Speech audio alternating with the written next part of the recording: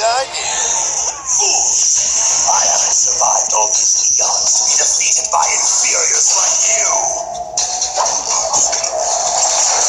After this weapon turns you meddlers into abstract art, I'll gather the crystal fragments and build my empire.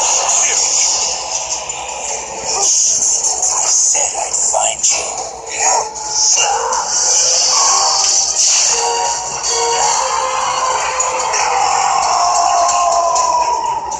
Man, I wanted to do that. Does it matter who did it as long as it's done? We all couldn't kick him off the airship, Amy. And you know why? No, why? Because we're a team! We got beaten to the punch, or in this case, the kicked as a team. We can raise our heads proudly, knowing that we traveled all this way just to watch somebody else finish the job. When we walk down the streets and people whisper, those are the ones who couldn't quite save the day. Almost, but not quite.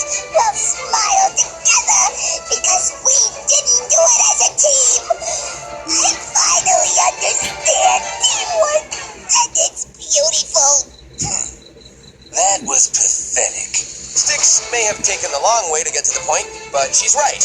We beat Lyra together as a team. And I'm leaving alone as your superior.